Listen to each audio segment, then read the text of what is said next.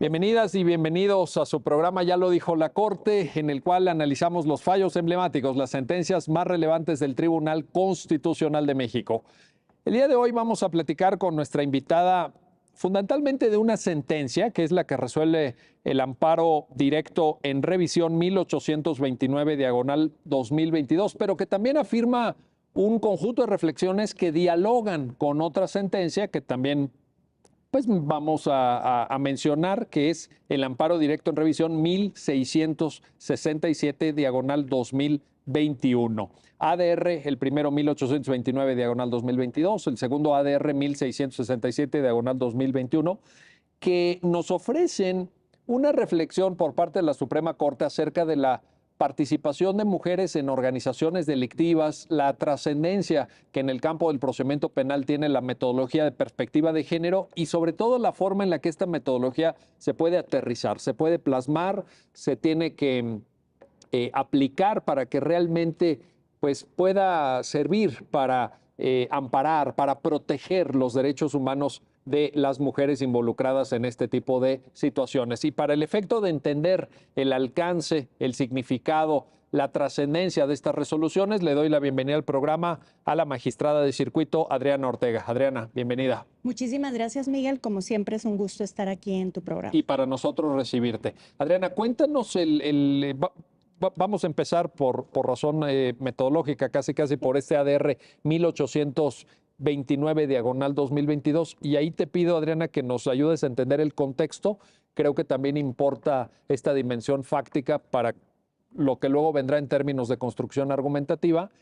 ¿Y cómo es que el caso llega a la Corte? Por favor. Bueno, pues me imagino que tu público ya está familiarizado con este caminito procesal que los asuntos tienen que seguir para que finalmente sean resueltos en la Corte. Hay una decisión de un tribunal de instancia, luego esa decisión es apelada, luego esa decisión es revisada por un tribunal colegiado y cuando persiste una cuestión de constitucionalidad, lo revisa la Corte. En este caso, ¿cuál era la cuestión de constitucionalidad? Obviamente, otra vez, la perspectiva de género.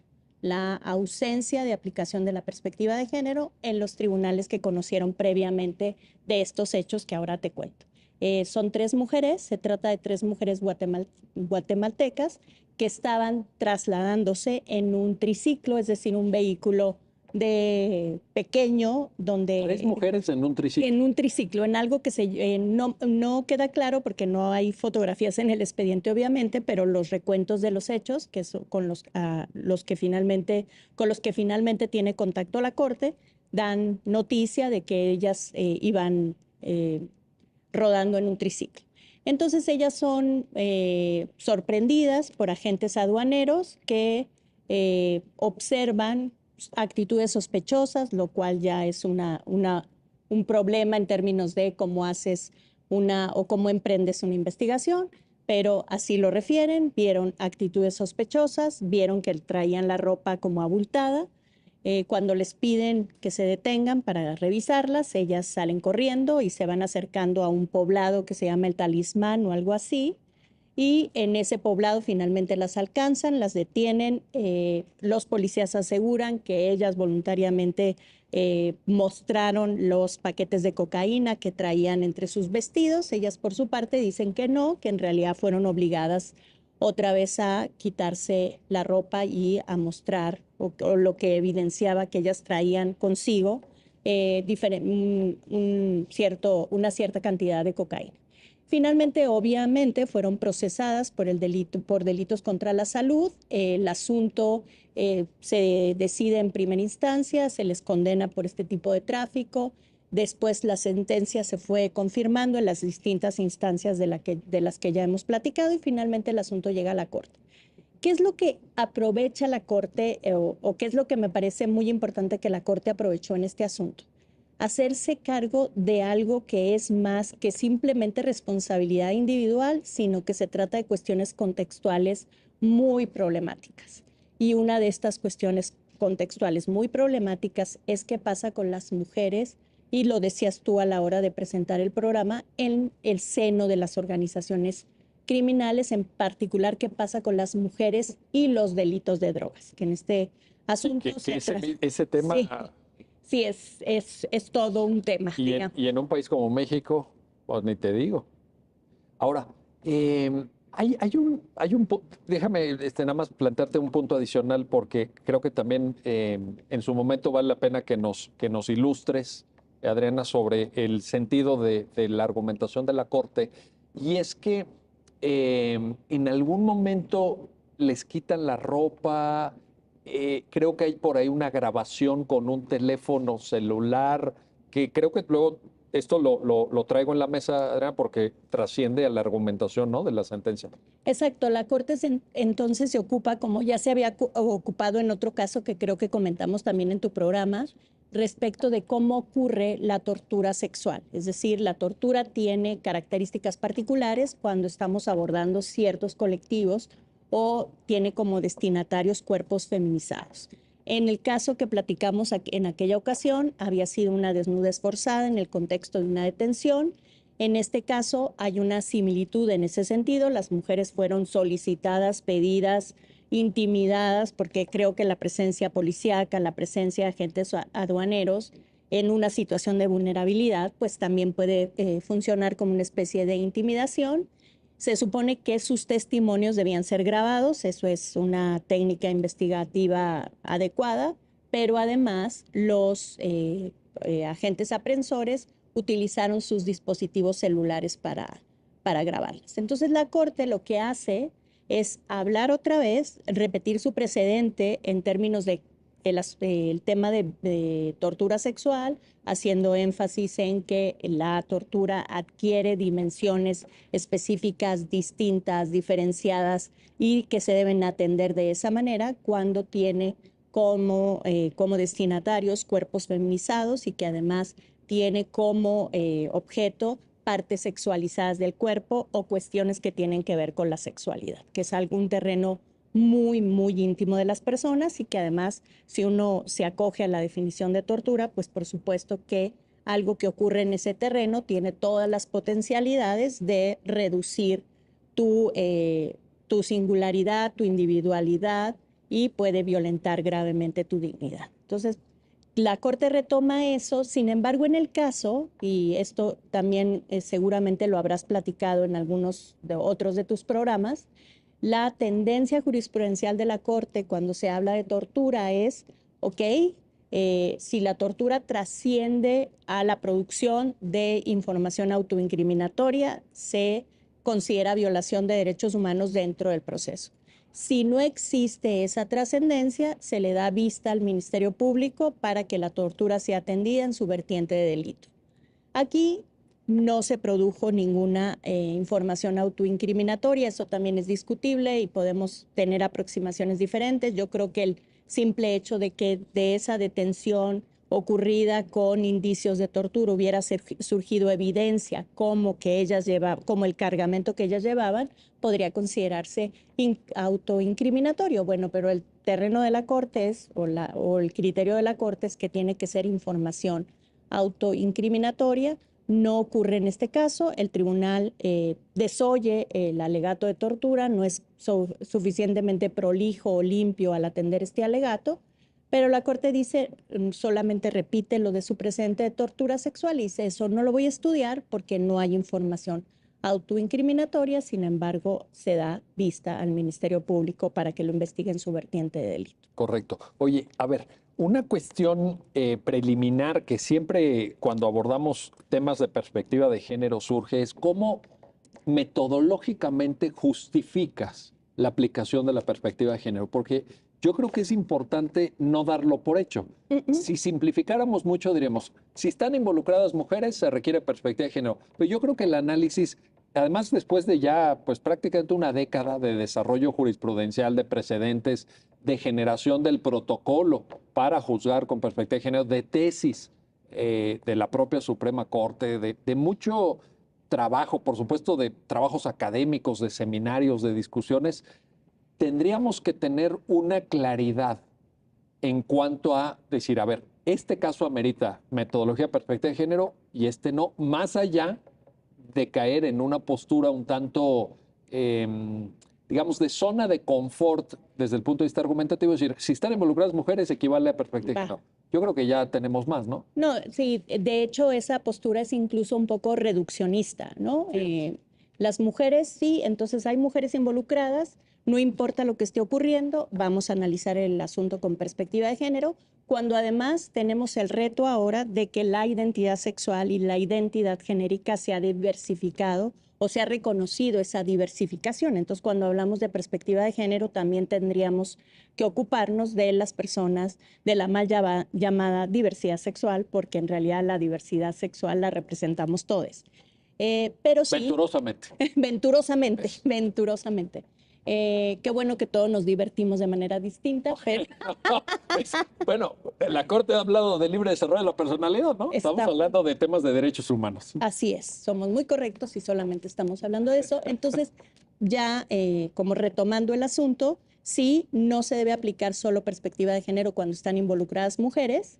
Sin embargo, lo que sí tiene que observarse así como un presupuesto, digamos que tu banderita es que exista una situación en la que tú puedas observar relaciones asimétricas de poder, o en este caso particular, cuando hablamos de mujeres y delitos de drogas o mujeres en organizaciones delictivas, un contexto social que te permite leer dominación o opresión u opresión sistemática. Entonces, si estás en un escenario de esa naturaleza, donde tú sabes que el contexto social es adverso para cierto colectivo o estás en presencia de una relación asimétrica de poder, entonces la manera de desmantelar un poco lo que se tiene que hacer es que no sea ese contexto opresivo, esa relación asimétrica de poder, lo que termine determinando el resultado de la controversia. Lo que tienes que hacer como operador jurídico es desmantelar esa opresión para que el resultado de la controversia sea un resultado justo, un resultado igualitario. Pero fíjate, yo te preguntaba por las condiciones a partir de las cuales tú desencadenas la aplicabilidad de la metodología de la perspectiva de género, porque podemos caer en una situación, Adrián, si no somos rigurosos en este punto, podemos caer en una situación de banalizar la perspectiva de género. Y entonces, en el contexto que yo te decía, oye, cualquier asunto donde esté involucrada una persona que por razón de identidad sexual, por razón de identidad de género, los cuerpos feminizados, como tú decías, etcétera, si se da la presencia de esta persona en un proceso jurisdiccional, vamos a aplicar perspectiva de género. Con lo cual, lo puedes diluir muchísimo. O sea, Lo puedes diluir muchísimo y además perderle, y creo que te refieres a lo mismo, como que perderle densidad. Eso, es que Y además, a mí, digamos, y eso la Corte lo ha dicho con todas sus letras, hacer esa reducción y decir siempre vamos a aplicar perspectiva de género cuando esté involucrada una mujer es hacer algo que es esencializar a las mujeres. Suponer que las mujeres siempre necesitan tutela, suponer que las mujeres siempre están infantilizadas y por tanto hay que compensarlas de lo que hacen, no hay que compensarlas en cualquier controversia, pues es obviamente privarlas de agencia. Oye, ¿y no te parece, déjame Sí, aquí sí, poner no. un elemento adicional, que también estás de esa manera exponiendo a una cuestión de embate político al movimiento feminista, porque también si dices, si adoptas esos puntos de vista, entonces es muy fácil que la historia, como lo ha demostrado pues, en las décadas recientes, tenga un efecto pendular y de un discurso de maximizar la protección, de esta necesidad de tutela o de infantilización, se pase a el absoluto ninguneo, a la banalización o a la burla incluso, que lo hemos visto en políticos de América Latina muy Pero recientemente. con toda la mano, así Es como... decir, creo que también el hecho de tener desde el trabajo de un tribunal constitucional rigor analítico y una serie de parámetros donde digas, a ver, aquí sí y aquí no. O sea, vamos a ir analíticamente, conceptualmente seccionando esto para saber cuándo sí, cuándo no. También te protege políticamente porque te armas de un cierto andamiaje de conceptos, de a priori metodológicos que te permiten discutir frente a unas cuestiones de planteamientos políticos absolutamente, bueno, No me atrevo ni a ponerle un calificativo, pero Lo dejaremos en suspenso. sabemos, ¿no? De qué estamos. Entonces, creo que esta condición de la que ahorita nos platicas es esencial. Sí, debe haber esta como relación asimétrica de poder, o debe haber también, porque en el caso de las mujeres y delitos de drogas mujeres en el seno de organizaciones delictivas, pasan un montón de cosas que están invisibilizadas. Entonces también te sirven, digamos, la doctora Serrano, que es alguien a quien yo respeto mucho, habla de que hay que hacer dos identificaciones de golpe cuando se habla de perspectiva de género. Una cosa es ver ante quién estás, es decir, si es mujer, si es una persona de la diversidad sexual, si hay otros ingredientes como la clase, si hay otros ingredientes como la pertenencia étnica, y por otro lado observar el contexto donde esa persona se desenvuelve, y es justo esa relación sujeto-contexto lo que te va a dar ahí los entramados de relaciones asimétricas de poder. Para no hablarlo en abstracto, pensemos en el caso en particular del que estamos hablando. Son las mujeres, son 3 mujeres circulando en un triciclo, traficando drogas prácticamente a pie, y si tú contrastas eso con los jefes de los cárteles o los narcomenudistas. Que era cocaína además, ¿verdad, Adriana? Además. Entonces, inmediatamente te brota o es absolutamente visible para ti que estas mujeres están dentro si es que están dentro de esta organización criminal, sus condiciones al interior de la organización criminal son evidentemente distintas de las condiciones de otros integrantes de estas mismas organizaciones criminales. Probablemente incluso en el escalón más bajo. De hecho, los estudios revelan que las mujeres, por regla general, las reinas del sur existen, gracias a Dios, porque decimos por ahí, y lo decimos muy fuerte, las mujeres tenemos derecho al mal. No hay que privar a las mujeres de la agencia ética, las mujeres pueden decidir quebrantar la ley. Sin embargo, las reinas del sur no son la regla son las mulas, las mujeres como estas mujeres del asunto que trasladan la droga en condiciones muy precarias, y eso significa que están mucho más expuestas, mucho más vulnerabilizadas, y que a la hora de que enfrentan los sistemas de justicia viven las peores consecuencias, evidentemente porque son a las que de golpe, son a las primeras que identificas, ¿no? Una mula en un aeropuerto la identificas inmediatamente, un narcomenudista se puede evadir, se puede eludir, se disuelve arropado por el cártel, y estas mujeres están totalmente a sus expensas o totalmente abandonadas.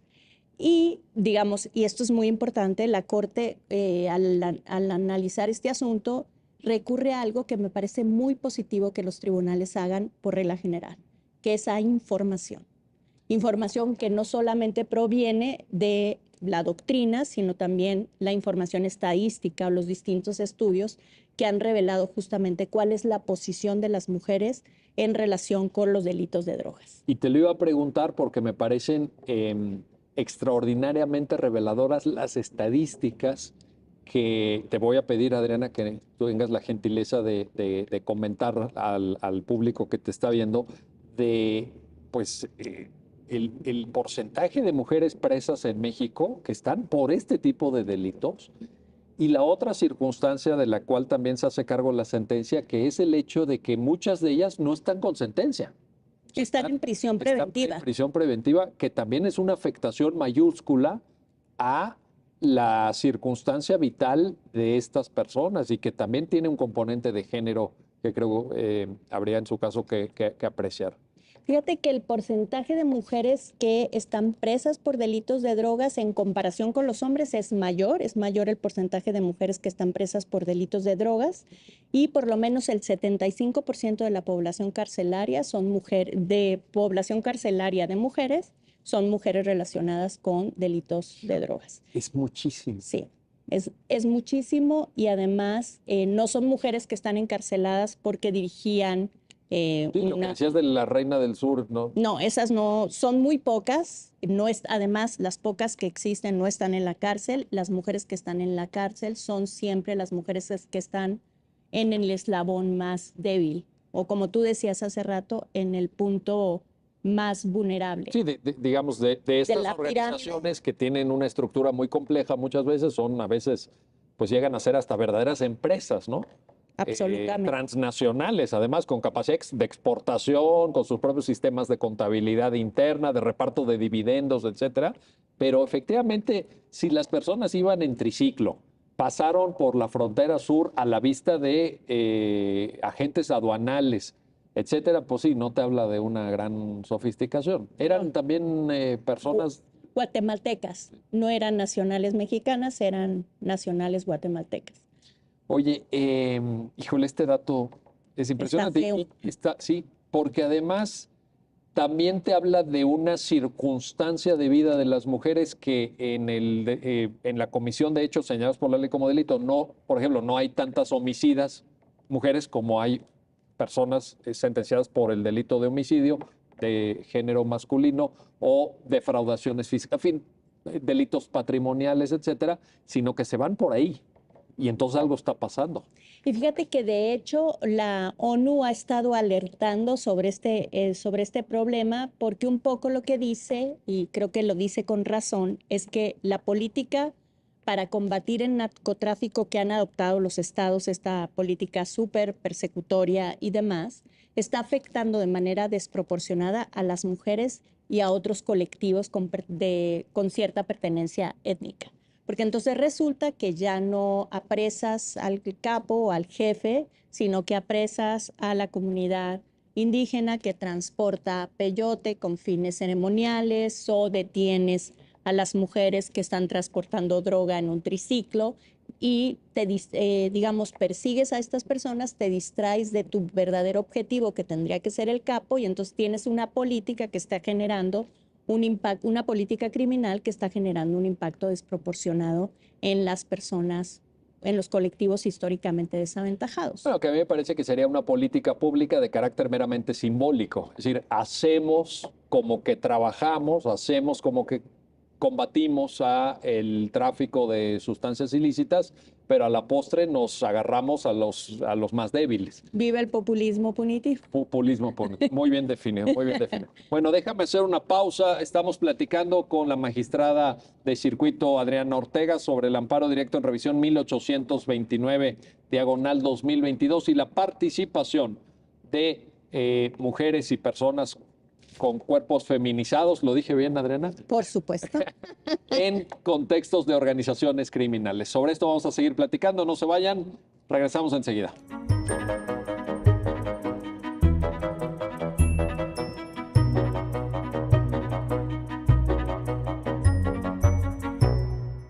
Ya estamos de vuelta, ya estamos de regreso en su programa, ya lo dijo la Corte, para continuar conversando con la magistrada de circuito Adriana Ortega acerca de este amparo directo en revisión 1829, diagonal 2022, la participación de mujeres en el contexto de organizaciones criminales. Adriana, una vez que con las salvaguardas y las cuestiones metodológicas que ya advertías, podemos entender que es aplicable la metodología de perspectiva de género al caso concreto, ¿qué sigue? ¿Qué desplegamos? Y ahí te quiero plantear si es oportuno, te pregunto, adoptar una postura de perspectiva de género formal que tiene que ver, por ejemplo, con recabar pruebas, con identificación de situaciones de asimetría, etcétera, y una cuestión sustantiva, ya de fondo, que te lleva, ya tú nos dirás si sí o si no, a cuestionar incluso paradigmas tradicionales del derecho penal, de la responsabilidad penal. Pero bueno, vamos por partes. ¿Te suena lógica esta diferencia? Perfectamente lógica. Y de hecho así se ha ido construyendo en la jurisprudencia de la Corte, sobre todo en materia penal. Digamos que a la hora de que se empezó a generar jurisprudencia de la Corte en materia penal, lo curioso fue que no se generó a partir de las mujeres como víctimas del delito, sino que se generó a partir de las mujeres en conflicto con la ley penal. Esto quiere decir que la metodología de perspectiva de género se adaptó justo a las categorías de las que estás hablando. Sí hay una parte que podríamos decir un poco más formal, que tiene que ver con identificar el contexto, con reunir evidencia acerca de ese contexto, y luego viene el estudio profundo o el estudio sustantivo del asunto con perspectiva de género, que en el caso de la materia penal lo que haces es utilizar la perspectiva de género para rellenar el contenido de las categorías dogmáticas. Es decir, tú utilizas la perspectiva de género para investigar o indagar si la mujer en realidad actuó con dolo, con conciencia y voluntad de cometer el delito. Y entonces, si eso no fue así, lo que tú tienes es una conducta atípica, porque en ausencia de dolo la conducta no es típica. Entonces puedes ir recorriendo uno a uno los diferentes elementos estructurales del delito, es decir, hay conducta, sí o no, la conducta es típica, sí o no, y el estudio o la forma en la que llegas a esa conclusión introduce elementos de género, que otra vez tienen que ver con las relaciones asimétricas de poder, con las condiciones particulares de subordinación o violencia, porque sabemos que hay un montón de mujeres que pueden ser coaccionadas, intimidadas o engañadas. Oye, mi vida, ve y averigua cómo se llama fulanito y en realidad lo que estás haciendo es tomar información para cometer un secuestro, etcétera. Las mujeres pueden enfrentar esos escenarios y entonces lo que están haciendo no es representarse claramente los elementos objetivos de un delito y cumplirlos, entonces no están actuando con dolo. Entonces esa conducta puede considerarse atípica y así como te decía antes, vas recorriendo, a ver, la conducta ya es típica, es antijurídica. Por ejemplo, esta mujer mató a su marido, ¿por qué lo mató? No, pues porque la estaba sometiendo a violencia sistemática. Bueno, que la haya sometido a violencia sistemática permite entender su conducta amparada por legítima defensa, si queremos sofisticar mucho el argumento, o en estado de necesidad o, exculpante o justificante. Y así vas recorriendo. O sea, sí es posible hacer un análisis sustantivo de las categorías dogmáticas con perspectiva de género.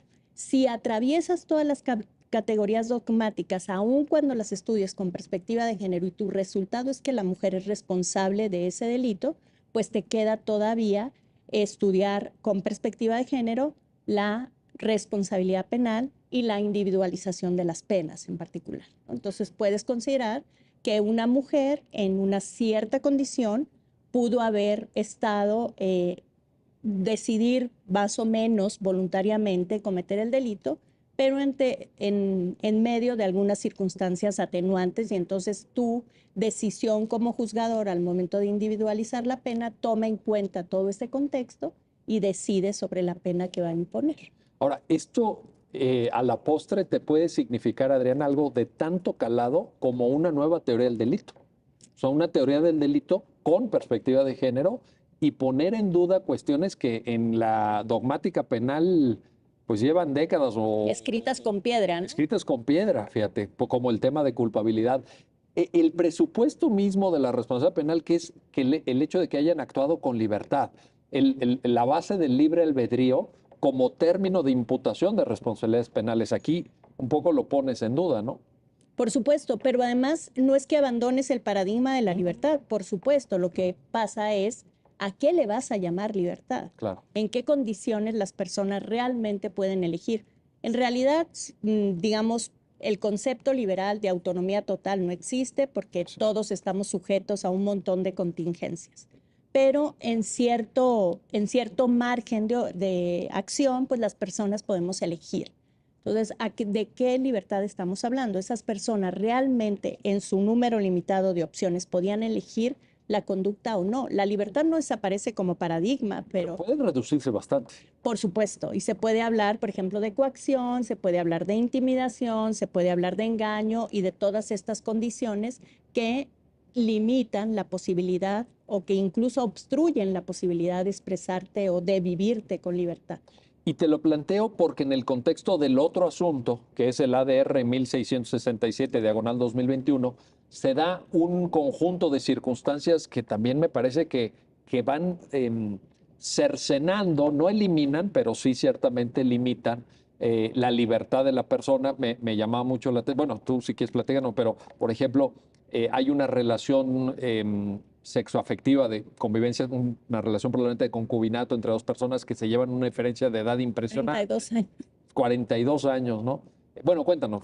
Bueno, este es un asunto también como un poquito, el asunto este que acabamos de hablar es más sencillo, tiene como estas consideraciones empíricas que se le piden al juzgador que estudie, que se coloque en este contexto, que vea qué participación tenían las mujeres en este contexto o qué tanto las desventajas que se han documentado respecto a las mujeres y su situación en las organizaciones dedicadas al tráfico de estupefacientes les impactan o no.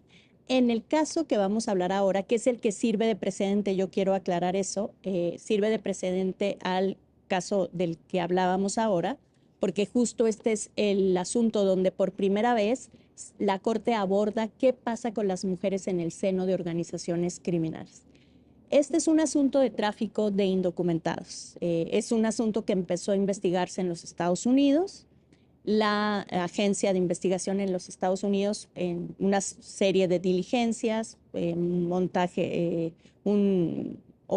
distintos operativos que funcionan con cierta eficiencia, una alerta al Estado mexicano, terminan o culminan con la aprehensión de este señor y de su concubina, una mujer 42 años menor que él, y a la que finalmente responsabilizan prácticamente en la misma medida que a él, porque al parecer ella tenía una autonomía total de este señor para manejar sus cuentas, para estar al pendiente de lo que pasaba con los indocumentados, que eran fundamentalmente personas que venían de los países orientales. Y ella podía, haz de cuenta que ella controlaba toda... Como que era la líder sí, casi de la organización. Controlaba toda la O organización. la directora financiera, por lo menos. Y hace rato comentaste algo y quiero hacer un énfasis, que esa es la ventaja que tiene la Corte respecto de otros tribunales. La Corte observa lo que otros tribunales hicieron y entonces la Corte es capaz de ver la necesidad de aplicar la perspectiva de género en defecto. Por ejemplo, la Corte es capaz de darse cuenta, y ahorita vamos a ver por qué hice esta digresión. La Corte es capaz de darse cuenta que los juzgadores actuaron con estereotipos de género e hicieron deducciones probatorias a partir de estereotipos. Y en este caso pasó algo así, era como un asunto de, por favor, que no me diga esta señora que vivía con este señor, que se favorecía del nivel de vida que le daba este señor, que no sabía de qué se trata. Entonces eso es una asunción perfectamente estereotípica, es un presupuesto perfectamente estereotípico que parte de la idea de que las mujeres estamos al tanto siempre de lo que ocurre al seno de nuestras familias, que además tenemos como esa obligación de manera implícita y que siempre nos estamos beneficiando del actuar delictivo de nuestras parejas. Pero ahí es donde la perspectiva de género viene a romper esta zona de confort argumentativo, o sea, o esta asunción de estereotipos, que también al final un estereotipo es quedarte en la zona de confort, es no cuestionar. Entonces viene la metodología perspectiva de género y decimos, oye, ¿y esta persona efectivamente tenía intactos sus márgenes de actuación libre o no? Pues mi respuesta es que no. Bueno, y es lo que dice también la Corte. Me parece que estaba completamente, digamos, condicionada o en un ambiente de dominación, porque algo que la Corte señala en este caso es que, contrario a lo que consideraron los jueces que la juzgaron previamente a que el asunto llegara a la Corte, ella no tenía independencia económica. De hecho, estaba sometida de manera muy consistente a violencia económica. Tenía prácticamente nulo acceso a su propio dinero. Entonces, hay un enorme contrasentido en esto de considerarla responsable, de considerar que se beneficiaba de estas actividades delictivas y al mismo tiempo quedaba en evidencia o darse cuenta de que ella en realidad no tenía acceso a sus recursos económicos y que además pues tenía hijos que evidentemente este señor utilizaba para manipularla. Entonces, creo que la Corte toma una buena decisión cuando dice, hagamos un paso atrás y analicemos este fenómeno con todas estas condiciones. Si no queremos forzosamente hablar de perspectiva de género, podemos decir que lo que importa es definir la responsabilidad penal con perspectiva de opresión y dándonos cuenta de que las personas no somos seres ideales y que podemos estar en medio de situaciones de subordinación, de violencia, de opresión sistemática que finalmente nos obligan o nos conducen a actuar de cierta manera si es que actuamos. A veces ni siquiera actuamos, ¿no? Y por cierto, esto estaba ya en su momento, creo, identificado con gran claridad en la sentencia de la Corte Interamericana de Derechos Humanos de Campo Algodonero, Por en supuesto. donde ya se habla de un modelo de relaciones sociales claramente limitativo de los derechos de las mujeres, al grado de que habla, te acordarás, Adriana, esa sentencia, de una discriminación estructural.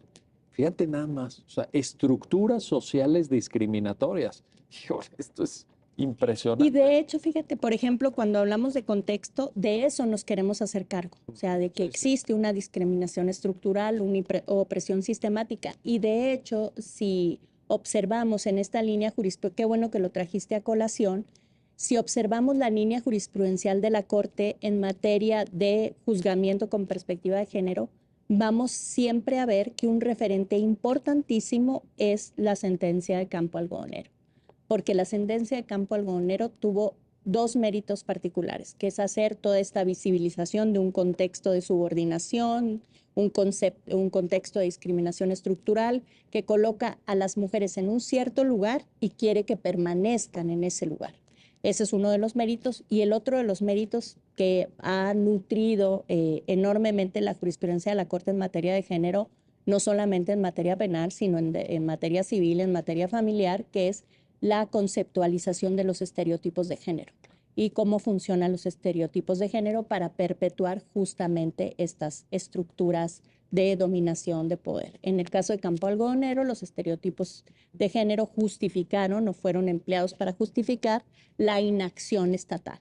Y en este caso, ya hemos comentado un montón de sentencias por acá en tu programa, donde los estereotipos de género privaron a las mujeres de su acceso a la justicia, que en materia penal adquiere niveles dramáticos porque las mujeres pasan años en prisión preventiva, sin sentencia, y a partir de sentencias o de decisiones judiciales que solamente están fundadas o que principalmente están fundadas en una valoración estereotípica de la prueba o en un argumento estereotípico, porque a veces la prueba se valora y a veces se construyen argumentos, razones basadas en estereotipos. Oye, y qué bueno que planteas ese tema porque te tengo que preguntar también por los efectos de la sentencia y regresando, y quiero regresar al primer caso, al ADR 1829, diagonal 2022, para que en primer lugar tengas la gentileza de explicarle al público que te está escuchando y viendo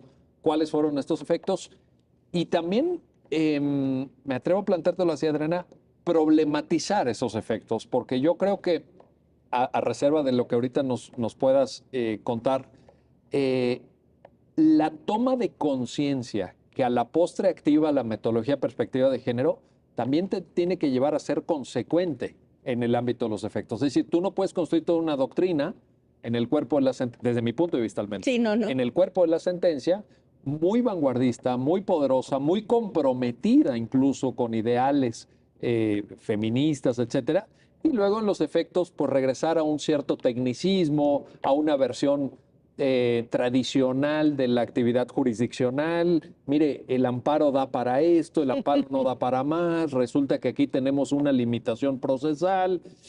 En fin, pero tú cuéntanos lo mejor. Bueno, pues para variar en los casos que involucran perspectiva de género, con una serie de lineamientos que están relacionados con esta metodología que se ha ido sofisticando, que tiene que ver con identifica al sujeto, identifica el contexto, valora la prueba sin estereotipos de género, cuestiona el derecho que vas a aplicar, observa qué es lo que está pasando en el caso particular, cuáles son las condiciones de subordinación y violencia, etcétera. Entonces, se le pide al tribunal colegiado que observe todas estas situaciones y revise la sentencia y la rehaga.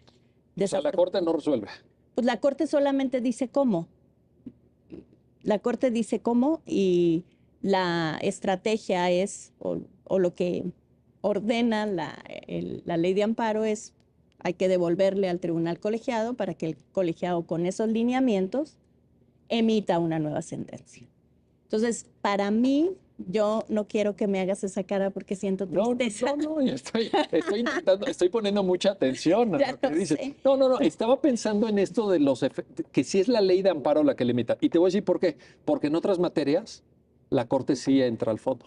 Pues es que es una cuestión un poquito, sí es un poco entrar al fondo, pero sí en la mayoría de los casos se hacen los lineamientos para que el colegiado resuelva. Hay una tendencia a no sustituirse en la autoridad responsable y en este caso no sustituirte al tribunal colegiado, que es el órgano final de legalidad.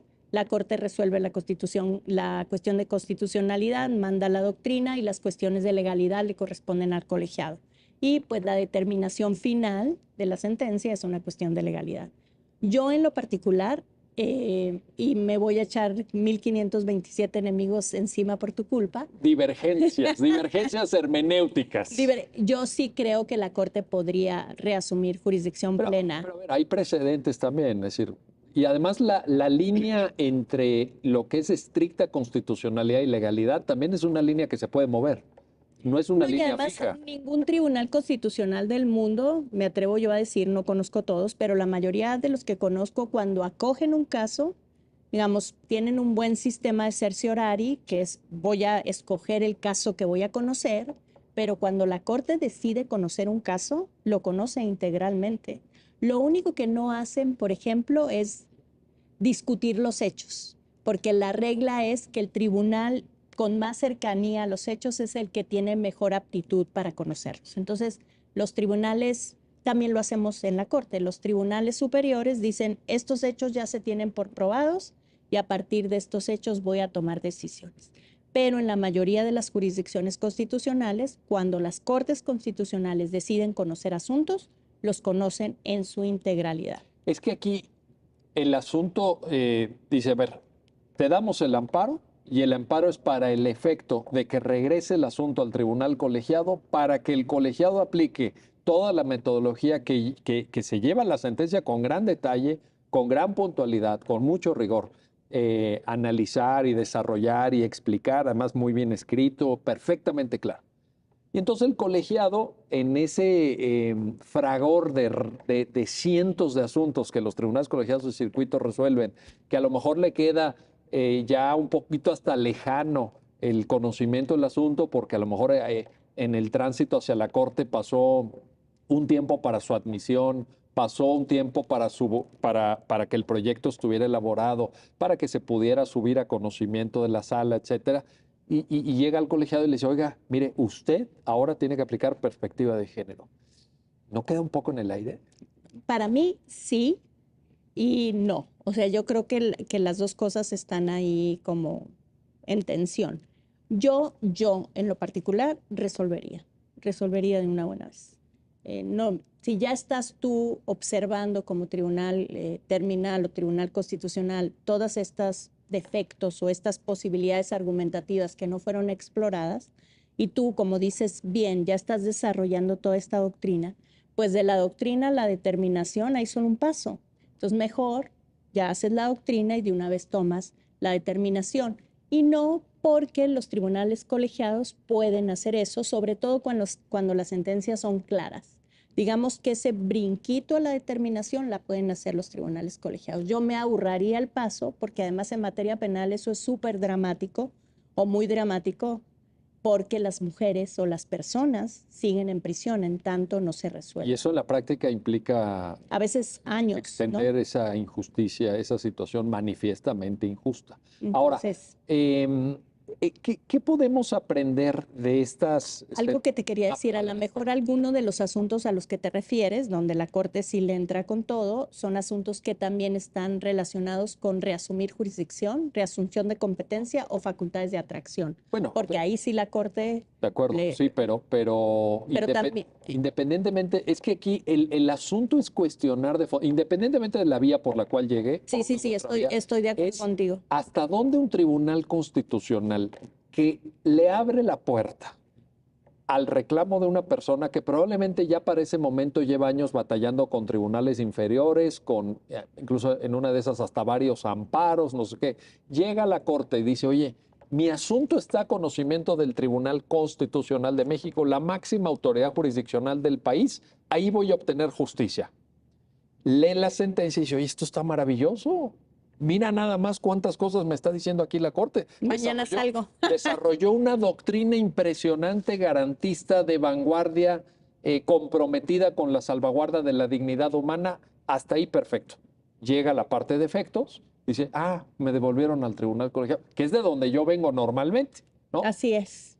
Y ahí no queda un poquito asimétrico el asunto también. Para mí y digamos, me pongo todo lo que puedo en los zapatos de las personas. Y sí creo que eso incluso puede ser hasta traumático, porque pareciera, justo tú lo describiste ahorita muy bien, pareciera que vas generando, conforme se va leyendo la sentencia, generas una cierta expectativa que al final es traicionada. Entonces, sí soy partidaria, yo en lo particular, de que si la Corte se va a abrogar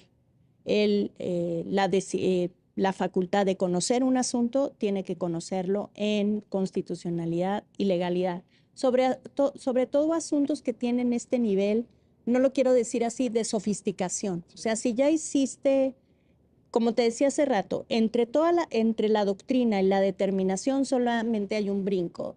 Si tú estás formando, es un poco hasta paradójico, porque si tú estás formando esa doctrina, es porque tú te estás dando cuenta que hay algo que no está bien en la sentencia que se dictó. Y tan es así que otorgaste el amparo.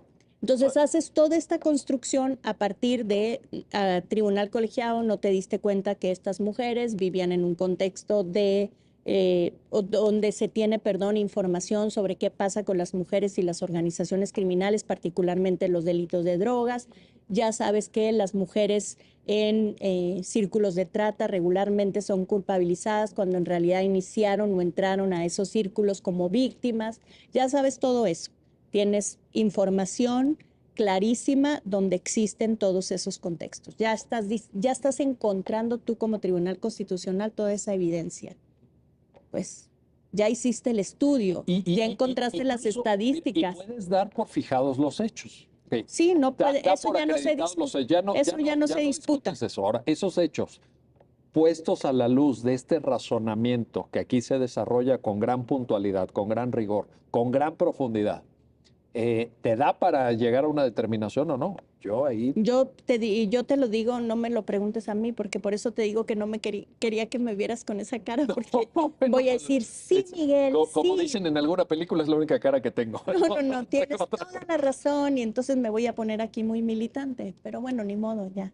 Bueno, oye, y ya para acercarnos al final del programa, Adriana, te tengo que plantear una última cosa, y es, ¿qué nos dice esta o las dos sentencias hacia adelante para una comprensión del derecho penal?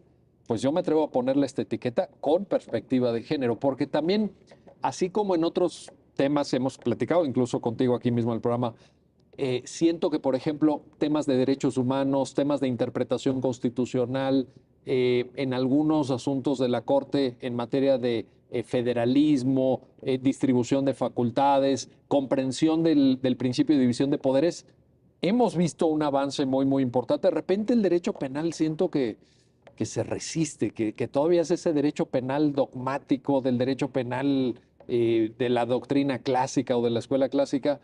¿Nos dicen algo estas sentencias hacia adelante? Por supuesto, y yo creo que está reflejado en documentos incluso que han surgido de la Corte. No solamente esta historia jurisprudencial, sino incluso hay un manual para juzgar con perspectiva de género en materia penal. Y ese manual es muy interesante, incluye esta revisión de la teoría del delito con perspectiva de género, incluye también lineamientos para valorar la prueba con perspectiva de género, incluye también lineamientos para pensar la ejecución penal en clave de género. Entonces, sí creo que hay una evolución fuerte en las ciencias penales. Una de las autoras en las que fueron consultadas como parte del estudio de estas sentencias es la doctora Patricia Laurenzo. Ella es penalista, una penalista muy reconocida, de una gran trayectoria, y ella tiene ya un buen rato tratando o impulsando teoría del delito con perspectiva de género. Ella tiene un estudio que si a ti te interesa, aparte de que vamos a hacer este comentario global aquí en el programa, yo te lo puedo compartir. Hace como toda una reflexión de qué pasa con las mujeres que matan a sus parejas sentimentales, qué pasa con las madres que no impiden los asesinatos de sus hijos cometidos por sus parejas sentimentales y qué pasa con las mujeres y los delitos de drogas. Es decir, divide su estudio con categorías dogmáticas porque hace todo ese estudio con categorías dogmáticas en esos tres rubros de posible responsabilidad penal de las mujeres. Y es un estudio muy interesante que hace este repaso que yo te acabo de hacer así resumidamente de vamos por conducta, vamos por típica, vamos por antijurídica, vamos por culpable y vamos incluso hasta punible porque a veces se puede hablar de excusas absolutorias. Entonces está replanteando la teoría del delito. Por supuesto, se le está leyendo con clave de género. No es poco. Así Adriana, mil gracias. Adriana Ortega, magistrada de circuito. Gracias por estas reflexiones tan iluminadoras y siempre un gusto recibirte. Igual. Y gracias a usted por habernos acompañado en esta transmisión de su programa, ya lo dijo la Corte, en el cual analizamos los fallos emblemáticos, las sentencias más relevantes del Tribunal Constitucional de México. Hasta pronto.